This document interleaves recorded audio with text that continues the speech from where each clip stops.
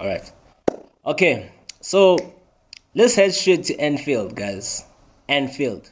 Obviously, this was the pick of the weekend's, the pick of all the weekend's fixtures, right? Liverpool versus Manchester United, the two most successful teams in the history of in the history of English football. So both of these teams, Liverpool and Manchester United, have got a combined 96 trophies between them, right? Just four more to reach the century, the 100 mark, right? 96 trophies between them, all to play for these teams. Both teams coming into this game. As for Liverpool, they knew that they needed nothing less than 3 points in order for them to go to the top of the Premier League table ahead of Arsenal. As for Manchester United, they knew that they needed 3 points as well in order for them to go into sixth position, leapfrogging Newcastle United, but it was not meant to be for the both clubs, right? The score resulted in a goalless draw at Anfield between Liverpool and Manchester United. But although, let's get straight to the point. Right, let's just get straight to the talking point. Liverpool were far dominant. They were far superior than Manchester United in all aspects of the game. They were far superior than Manchester United. Liverpool had a total of 34 shots at goal. 34 shots at goal. Only 8 on target. As for Manchester United only had 6 shots at goal, only 1 on target, which was the one that where Højlund had that one-on-one chance with Alisson, but that was a great save by the Brazilian goalkeeper in the second half. More to it. We'll get to it straight. So obviously, coming into this game, Liverpool were the overwhelming favorites, right?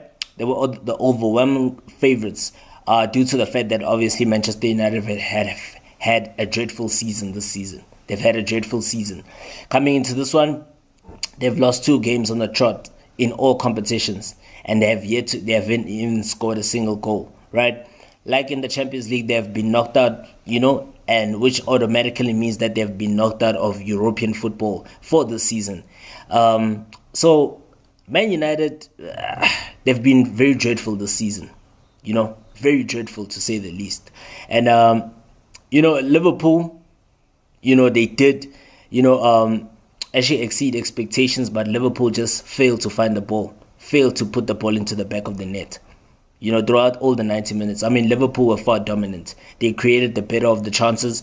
We saw even in the first half, players like Salah, whenever he had the ball, whenever he had the opportunity, he cut onto his favorite left foot. Yeah, he forced a save out of Onana. Onana made a few quite good saves, denying Nunes, also denying Luis Diaz as well. And I guess, Manchester United's defense at the back was very solid with that partnership between Johnny Evans as well as Rafael Varane. I think credit must go to the Man United defense once again. And credit must also go to Onana for keeping them into the game, because Onana did make some promising saves in that first half. Although there were some saves that he made which were very unconvincing, such as when he completely spilled the ball. But luckily, there was not much of a threat in that. He was just fortunate to get away with that. We also saw on the side of Manchester United in the first half, they had no shot on target whatsoever. They had no shot at goal whatsoever. No shot on target, no shot at goal. Liverpool just did not give them any chance. Like I said, Liverpool were far superior, far dominant compared to their Red Devils counterparts. And think about this. Manchester United's drought continues.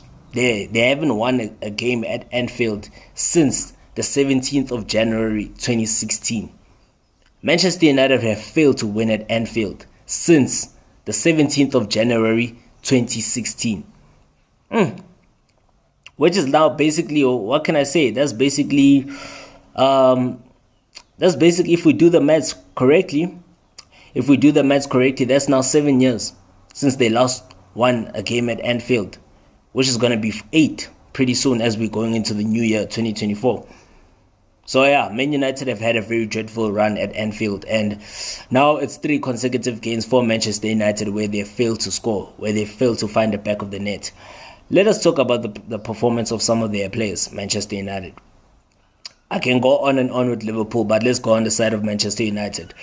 Manchester United, Front three was Anthony alongside Garnacho, with Højlund playing down the middle. And considering Højlund was nowhere near in the game, he only had 4 touches in the first half. Only 4 touches on the ball. 4 touches only throughout the entire 45 minutes. Who do we blame for that? Do we say maybe it's the fact that, okay, Liverpool were way too dominant? Do we say that Manchester United, whenever they had the ball, they just couldn't keep the ball? They struggled. Didn't have the quality that could match Liverpool's quality in terms of keeping possession, in terms of being able to spread those passes. Because, yeah, let's think about it. Manchester United, whenever they had the ball, they struggled. They were pressed. Liverpool pressed them immediately. Manchester United couldn't even string along like 10 passes at least, which is so embarrassing. They couldn't even string along 10 passes.